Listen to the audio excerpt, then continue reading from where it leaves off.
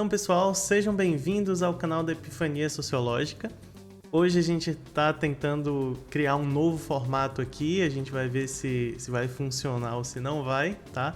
Por isso, desde já eu peço que vocês possam deixar um comentário aqui embaixo para vocês dizerem se ficou legal, se não ficou, darem a opinião de vocês, para a gente tentar sempre estar melhorando aqui o conteúdo sociológico, tá? Então, hoje eu vou ministrar uma aula para vocês sobre relações de poder, né? Fazer uma introdução aí à ciência política. E é isso, sem mais delongas, vamos pro vídeo.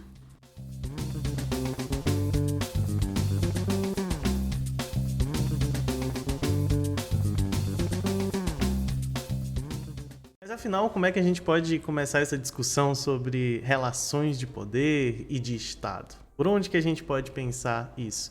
Bom, para começar, o que é política, né? Se nós vamos falar de relações de poder e de Estado, e a gente está tentando fazer essa introdução à ciência política, o que é a política, né? Segundo o dicionário, política seria essa arte ou a ciência de governar, assim como também essa ciência da organização, né? Da direção, da administração de nações ou estados. Mas antes da gente pensar a política dentro dessas instâncias, a gente tem que lembrar que ela não se limita somente a esse campo específico, né? Que seria esse que normalmente a gente tende a pensar política, né? Quando a gente ouve ou a gente mesmo reproduz algumas coisas como, eu odeio a política, eu não gosto de política.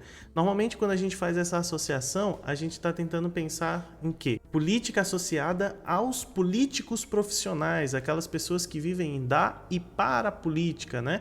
Então, normalmente, quando a gente diz que não gosta da política, que a gente não gosta de discutir política, a gente normalmente está associando a essas instâncias que estão relacionadas a esses profissionais da política, né? A gente normalmente não gosta dos políticos, tá?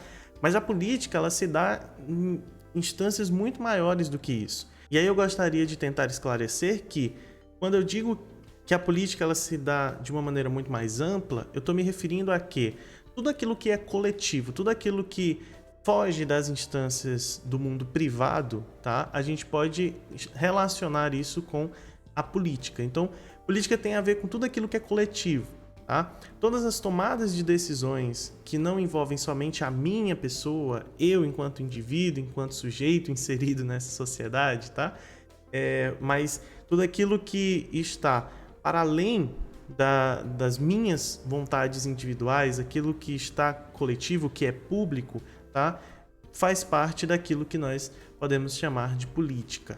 Ok? E é por isso que, segundo a filosofia, e aí eu estou pensando lá atrás, né? Lá com Platão, estou pensando nessa galera, tá? Lá atrás, política vem do grego, que significa polis, né? Que eram aquelas cidades-estado, ok? Lá na Grécia Antiga, e tem a ver com essa arte de governar, assim como está descrito no dicionário. Mas para o Platão, a política ela é nada mais do que tornar justo aquilo que é injusto. Ou seja, a política para Platão tem esse aspecto de um juízo de valor. Ele dá um juízo de valor, ele atribui um juízo de valor à política. Então cabe à política, segundo Platão, dizer como deveriam ser como deveria ser a vida coletiva, né? A vida das pessoas no meio público, tá? E isso é tão importante para o Platão que, quando eu afirmo para vocês que a política, para ele, tem essa atribuição desse juízo de valor, isso significa dizer que a política seria uma doutrina moral para a sociedade. Olha só que interessante isso. A política como uma doutrina moral, aquilo que vai não somente organizar as pessoas dentro de uma sociedade, mas também vai estar atrelada à cultura desses indivíduos, a maneira como nós damos sentido à nossa vida coletiva, né? Ora, se a política seria para o Platão essa instância moral, essa doutrina moral da sociedade, então, para ele também, a ética, e aí fazendo essa relação entre ética e moral, né? A ética seria uma doutrina moral do indivíduo. Então, enquanto a moral enquanto a política está relacionada a uma moral da sociedade, a ética estaria atrelada a uma doutrina do indivíduo, a uma doutrina moral do indivíduo, tá?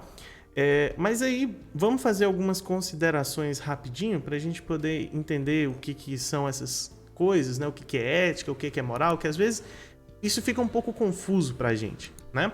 Eu costumo dizer que a ética e a moral, elas não existem uma sem a outra, tá? Eu costumo fazer uma relação da seguinte maneira e eu gostaria que vocês pudessem acompanhar essa minha linha de raciocínio, tá? A moral tem a ver com tudo aquilo que está relacionado com a cultura, tá? Eu ainda não fiz um vídeo específico sobre cultura para vocês, mas em breve vai sair aqui no canal, tá? Prometo a vocês, vai sair um vídeo sobre cultura. Mas por enquanto vamos entender cultura da seguinte maneira, tá?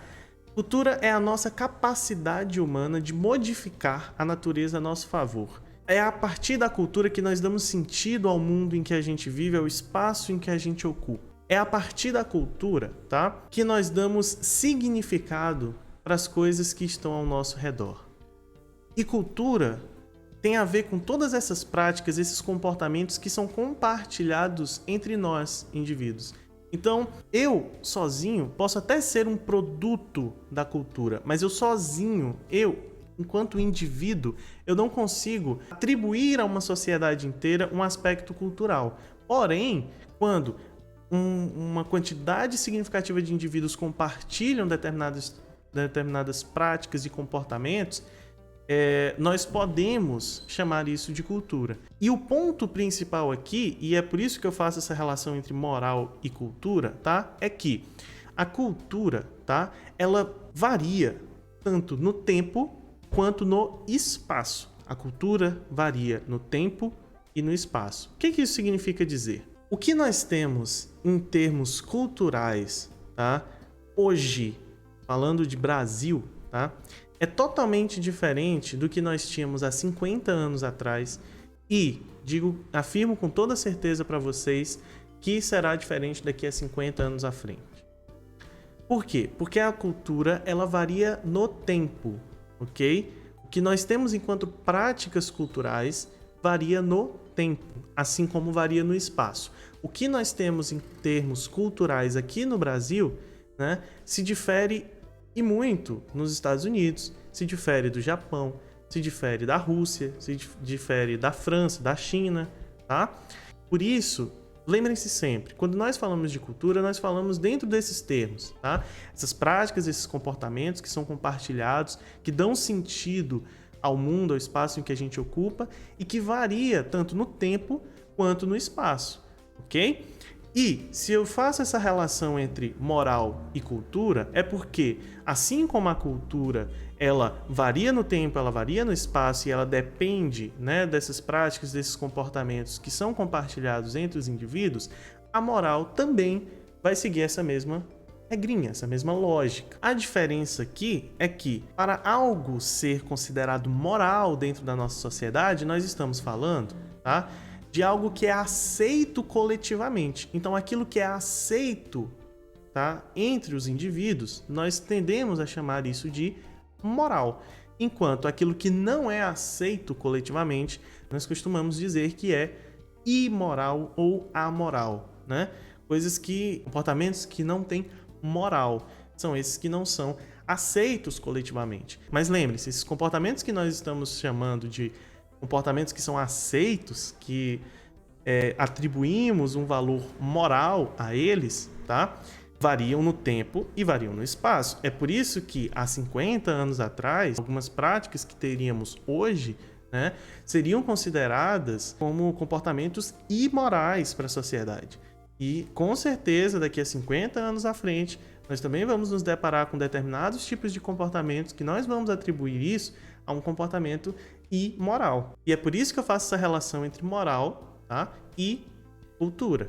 Agora, e a ética? Onde é que a ética se encontra aí, tá?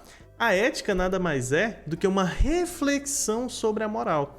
Todas as vezes em que a gente se depara com uma situação E a gente se pergunta, será que isso está correto? Será que é isso mesmo? Será que está certo? Se está errado? Todas as vezes em que a gente se depara com uma situação e a gente se questiona sobre ela, nós estamos agindo eticamente. E a ética, diferente da moral, que varia no tempo e no espaço, a ética vai variar, por exemplo, dependendo da profissão no qual você está inserido.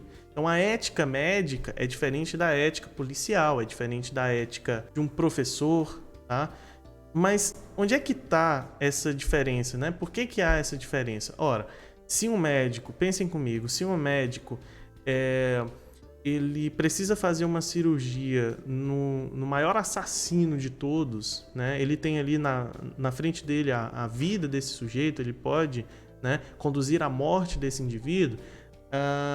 A ética médica não permite que ele faça isso, porque a ética médica pressupõe que ele vai salvar aquele indivíduo. Assim como a ética jornalística pressupõe que eu vou narrar um fato, né, que eu vou transmitir uma notícia, né, da melhor maneira possível, tá? Assim como a ética profissional de um professor pressupõe que eu vou tentar ensinar os meus alunos da melhor maneira possível. Então, essa ética é esse pressuposto baseado nessa reflexão sobre o seu comportamento frente à sociedade. Então, quando a gente se questiona se nós estamos fazendo algo certo ou errado, nós estamos agindo eticamente. Por exemplo, uma ação moral, ela depende do tempo e do espaço no qual você está inserido, ou seja, se manifesta entre os indivíduos socialmente. Enquanto a ética corresponde a um comportamento que independe da sociedade, ela se manifesta através do próprio indivíduo, frente a uma situação de confronto, seja de ideias ou ações, variando, né, dependendo aí do contexto. Mas claro, como eu disse no início, tanto a ética como a moral, elas não existem de formas separadas. Uma depende da outra para existir. Então, quando Platão diz para a gente que a política é essa doutrina moral, né, da sociedade, o que ele, na verdade, está querendo dizer é que seria a política que deveria reger as nossas escolhas, tá? A nossa maneira de lidar com aquilo que é coletivo, com aquilo que é público, aquilo que está longe das instâncias privadas e que estão relacionadas a outros indivíduos que vivem, que compartilham da mesma sociedade que eu. Mas e aí? O que é ciência política? Povo, ciência política é a ciência que estuda as relações de poder, de Estado, que lida com o estudo dos sistemas de governo, das análises de comportamento político e de atividades políticas em geral. Então, quando nós estamos falando de ciência política, nós estamos tentando explicar como que as coisas são, né, dentro dessas instâncias, que estão dentro desses limites, né? Só que para compreender a ciência política, nós dependemos de três instâncias para a gente poder compreender ela da sua maneira mais ampla possível. O primeiro dele é o filosófico. É a partir da instância filosófica, e aqui eu estou me referindo, claro, à filosofia política, né? Que nós vamos poder entender como que as coisas deveriam ser dentro da política. Então, quando Platão está falando sobre democracia, quando nós temos os autores da filosofia falando sobre democracia, sobre, né, modelos de governo, geralmente esses autores estão falando sobre como que deveriam ser essas denominações. Então, Platão está lá falando sobre democracia, então ele está falando como que a democracia deveria ser. Nós dependemos também, para entender a ciência política, do campo jurídico, tá? Esse campo que vai mostrar para a gente, né, as relações das leis, como que as leis são construídas, como que está posto, né, institucionalmente essa dinâmica da política, assim como a maneira como o Estado se constitui, tá? Mas nós também dependemos da instância sociológica, tá? Que é da ciência política propriamente dita, que é a instância na qual a gente vai tentar explicar a política como ela é de fato. Então, diferente dos filósofos políticos que estão preocupados em discutir como as coisas deveriam ser, aqui na ciência política, né, dentro de uma visão sociológica sobre ciência política, nós estamos falando sobre como as coisas são de fato. Então, existe uma diferença entre aquilo que deveria ser a democracia e o que nós temos enquanto experiência democrática, efetivamente falando. E por existir essa diferença, nós só conseguimos entender, né, a ciência política de uma maneira ampla se a gente entender essas três instâncias ao mesmo tempo. Mas se eu vou falar de relações de poder dentro da ciência política, o que é poder?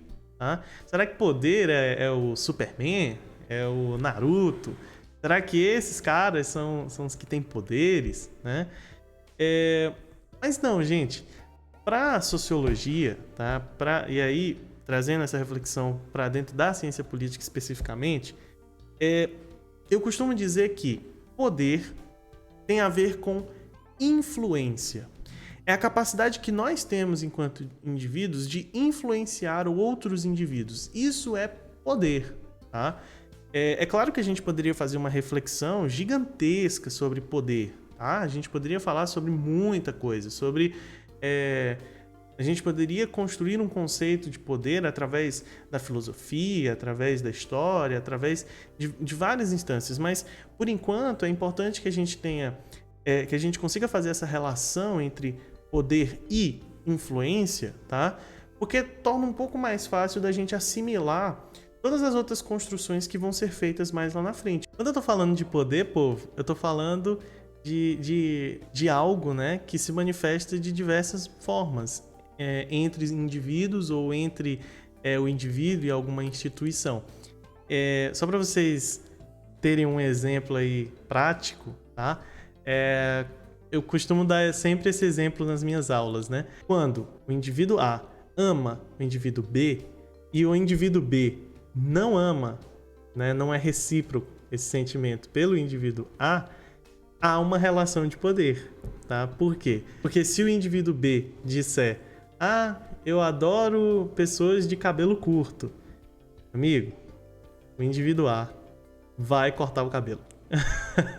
Então, o indivíduo B exerce uma relação de poder, né, de influência sobre o indivíduo A, tá? Então, assim, existem várias maneiras de manifestação dessa influência, desse poder. Foucault vai falar sobre a microfísica, né, do poder, esse poder que está entre indivíduos, entre o professor e o aluno, entre o médico e o seu paciente. Então, existem essas instâncias porque nós legitimamos, e isso é muito importante de falar, nós legitimamos, né, essa relação. Se a gente disser assim, eu não concordo no que o médico diz, eu não concordo com o que o médico diz, eu não concordo com o que o professor fala, a gente está questionando exatamente essas relações de poder, a gente está questionando e enfrentando, confrontando, né, um pressuposto dessa relação de poder que se daria entre esses indivíduos.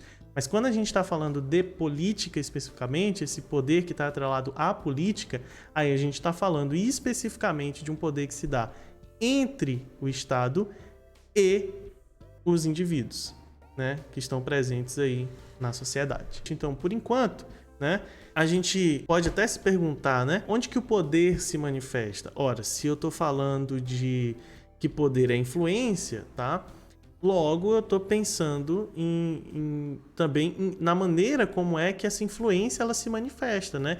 Será que é possível quantificar esse poder? Será que dinheiro é poder? Né? Tem uma série, House of Cards, né? Que eu não vou lembrar exatamente como é que é a frase do personagem principal, mas ele fala uma coisa muito interessante lá, né? Uma série sobre política. E aí ele fala que algumas pessoas elas decidem agir pelo dinheiro, né? Enquanto outras decidem agir pelo poder. E que ele, né, o personagem principal, ele se identificava com esse segundo grupo de pessoas. Tá? Por que ele faz essa diferença de dinheiro e poder? É porque o poder, ele até pode te proporcionar essa influência, esse poder, né? Mas ele não é a manifestação do poder em si. Porque imaginem só a seguinte situação. Você está no meio de uma floresta, né, ou de um deserto, e você tem US$ 1 milhão, esse teu dinheiro não vai te servir de muita coisa, né? Mesmo que você encontre outros indivíduos naquela região, se essas outras pessoas, né, não tiverem acesso a esse dólar, tá? Se eles não reconhecerem o valor desse dólar, de nada vai servir esse dinheiro. Agora, se você é uma pessoa influente, que você consegue, mesmo nessas situações, influenciar outros indivíduos, então você consegue se livrar dessa situação, né, no qual você se encontra aí hipoteticamente. Então, a política, ela é uma manifestação desse poder, ela é a manifestação dessa influência entre os indivíduos de uma sociedade e o Estado. Então, para a gente pensar essas relações de poder, de política, né, de sociedade, vamos lembrar algumas dessas relações que nós fizemos até o momento. A primeira delas é que poder enquanto influência, né? A segunda, a política enquanto essa manifestação desse poder, a manifestação dessa influência, né? E aqui eu estou falando especificamente entre sociedade, tá? Estado, entre o Estado e os indivíduos, tá? Que pertencem a essa sociedade. Então, o que é essa sociedade? É esse conjunto de indivíduos, né, que partilham de uma identidade, de uma cultura. Tá? A gente poderia trazer outros conceitos, né, vários autores, mas por enquanto é importante que a gente possa pensar a sociedade enquanto esse conjunto de indivíduos. Tá? O que nos leva a pensar sobre o Estado. O que é o Estado? Ora, se a política é a manifestação de poder, por onde nós podemos manifestar esse poder, essa influência, o Estado é por onde a política se manifesta, né? É através do Estado que nós manifestamos essa instância política, tá? E aí a gente chega, né, ao governo, que é por onde o Estado exerce a sua influência, o seu poder. Parece um pouco confuso, povo, mas o que na verdade a gente viu até o momento, pensar poder, pensar política, tá? E aí eu tô tentando ser mais específico possível, né, sobre o que é poder, o que é política atrelado à ciência política, é que existe uma forma de manifestação dessa influência, né, que é uma forma institucionalizada, que é a política. É através da política que nós manifestamos essa nossa influência. E o Estado e o governo, tá, são instâncias por onde isso vai entrelaçar essas relações de poder, né, através dos indivíduos e da sociedade. E aí é dessa maneira, tá, bem particular da própria construção do Estado, da construção da sociedade, da maneira como nós nos organizamos, tá? Que isso vai se estender aos comportamentos, né, particulares nossos enquanto indivíduos. E isso é tão importante porque quando a gente vai falar sobre poder político, a gente tem que lembrar de um cara chamado Max Weber, tá? Lá na sociologia, ele vai dizer que a única instituição que pode, tá, se utilizar da força e que a gente reconhece como legítimo, tá, é o Estado. O Estado aí com E maiúsculo, tá? A única instituição que nós legitimamos ter o uso da força, tá, é o Estado. O que o Weber está querendo dizer? O Weber está dizendo que, olha, se qualquer outra instituição social ela se utilizar da força, tá, seja ela física, né, punitiva, ou seja a escola, seja sei lá, o seu local de trabalho, nós não legitimamos esse uso da força. Em meios gerais, tá? De uma maneira bem simples e talvez até meio absurda de pensar, mas o que o Weber está dizendo é o seguinte: se o teu chefe ou se o diretor da tua escola chegar te dando uma voadora, tu não vai legitimar essa força. Tu vai questionar, tu vai dizer, olha, não faz sentido, tu não deveria fazer isso, tu não pode me bater, tu não é meu pai, tu não é minha mãe. Entende? Agora, quando o Estado faz isso, a gente legitima, porque a gente pressupõe que o Estado tem esse uso legítimo da força. E como é que ele faz isso? Através das polícias, através do exército, né?